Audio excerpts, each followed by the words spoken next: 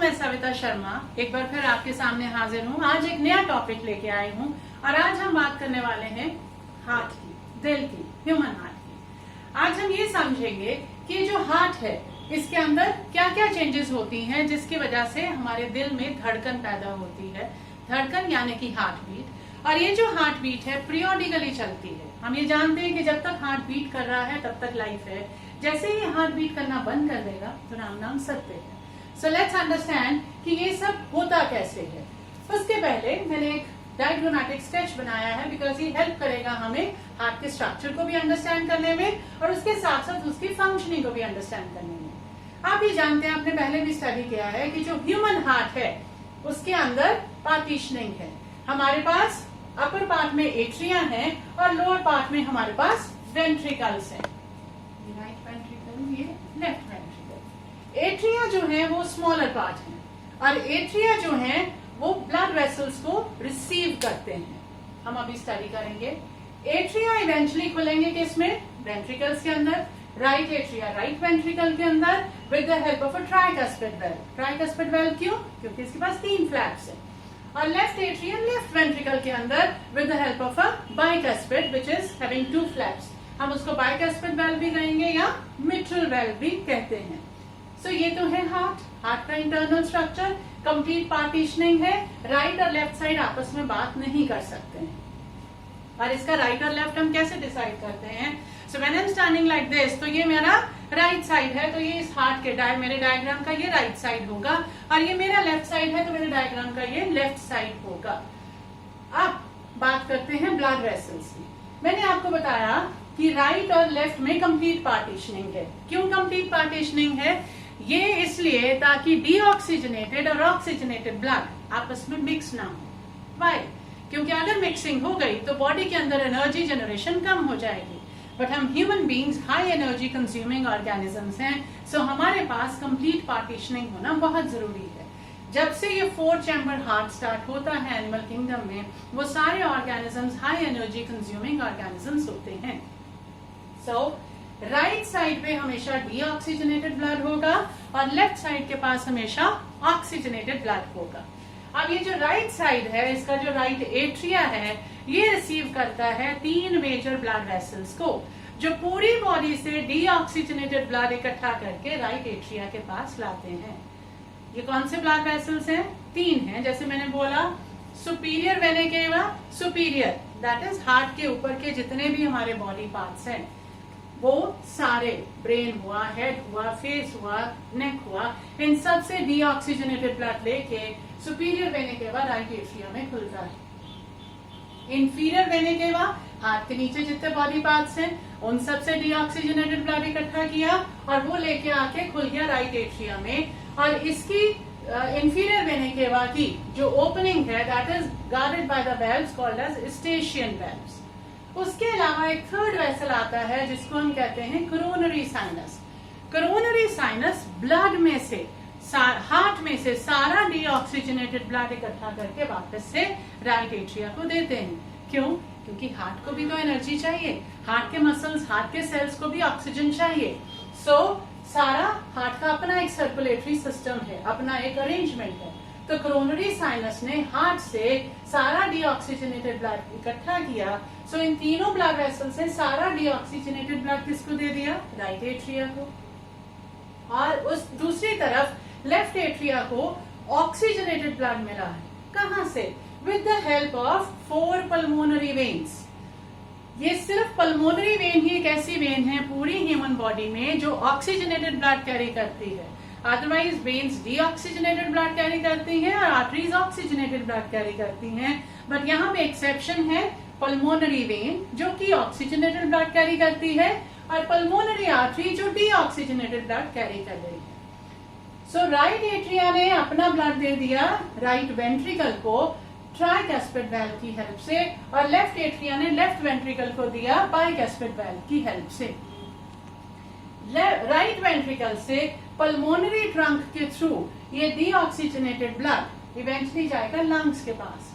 Pulmonary trunk divide करेगा right and left pulmonary artery में और ये आर्टरीज डीऑक्सीजनेटेड ब्लड लेके लंग्स के पास चले जाएंगे। लंग्स में से पल्मोनरी वेन्स ऑक्सीजनेटेड ब्लड लेके लेफ्ट एट्रिया के पास आएंगे, और जो लेफ्ट वेंट्रिकल से ब्लड, कौन सा ब्लड, ऑक्सीजनेटेड ब्लड है, इसको लेके डॉर्सल आयोटा जो कि मेजर ब्लड वेसल है हमारे बॉडी का, वो मूव करेगा, वो फिर डिवाइड करेगा बहुत सारी ब्रांचेस में और हमारी बॉडी के सारे पार्ट्स को ऑक्सीजनेटेड ब्लड सप्लाई करेगा। सो ये तो है किस तरह से ब्लड सर्कुलेट करेगा। और वापस से फिर पूरी बॉडी से डीऑक्सीजनेटेड ब्लड लेके ये तीनों ब्लड वेसल्स फिर से राइट एट्रिया को अपना डीऑक्सीजनेटेड ब्लड दे देंगे ना। अब हम देख रहे हैं कि ब्लड एक बार आया राइट एट्रिया के पास, फिर वेंट्रिकल में से निकल गया, फिर गया लंग्स के पास, फिर हार्ट में आ गया और फिर हार्ट से निकल गया। सो एक कंप्लीट सर्कुलेशन में वो 2 बारी हार्ट में आता है, इसीलिए ह्यूमन सर्कुलेशन को हम डबल सर्कुलेशन भी कहते हैं, जिसके बारे में हम बाद में बात करेंगे। बट अभी हम ये समझेंगे कि जो ब्लड है ये ट्रैवल कैसे कर रहा है। ऑफ कोर्स हार्ट की पंपिंग एक्शन से। तो हार्ट का पंपिंग एक्शन क्या है? हार्ट का पंपिंग एक्शन है human heart beat. Heart beat क्या है? Heart beat is a very rhythmic contraction और रिलैक्सेशन।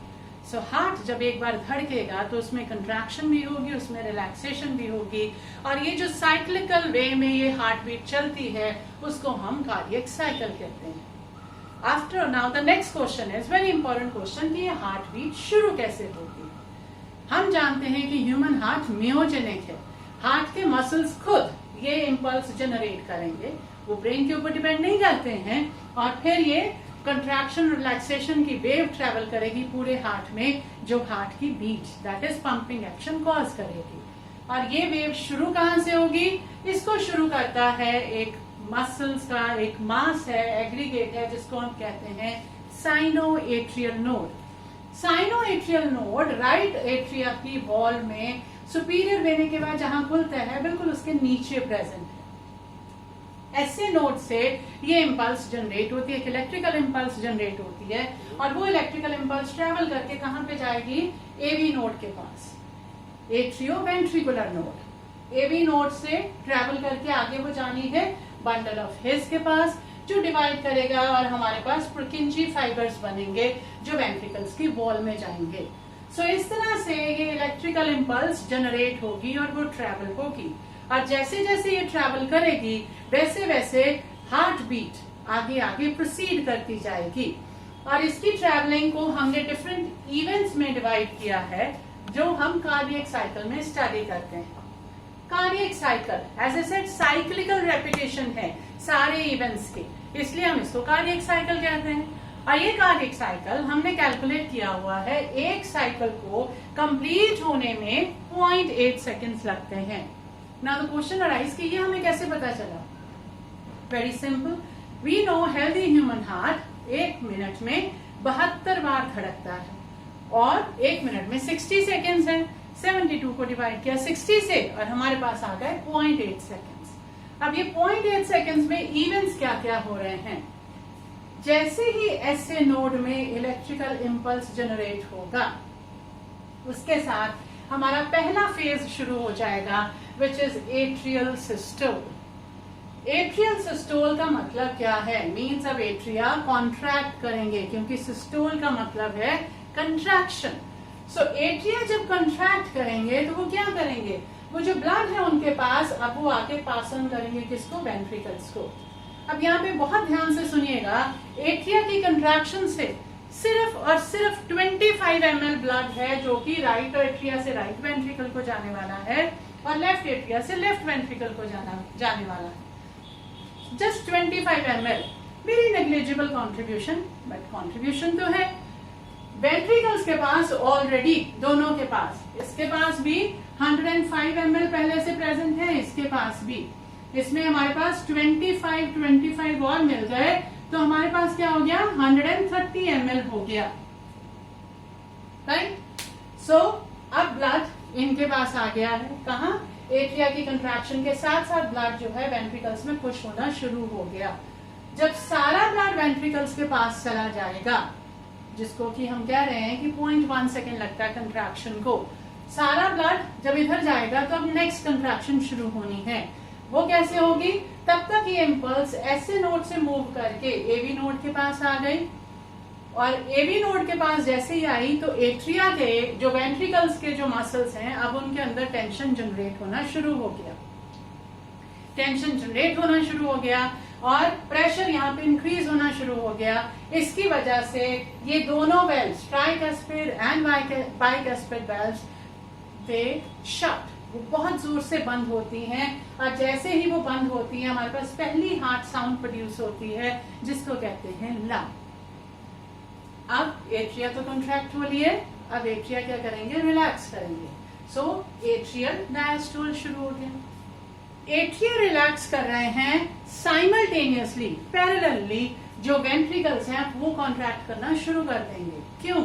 क्योंकि हमने एवी नोड से हमने देखा था कि टेंशन जनरेट होना शुरू हो गई थी, वो आगे electrical impulse bundle of his को गई है और वहां से प्रुकिंजी फाइबर्स को गई, दैट इज वेंट्रिकल्स की वॉल्स को चली गई, और अब ये वेंट्रिकल्स की वॉल कंट्रैक्ट होना शुरू हो गई।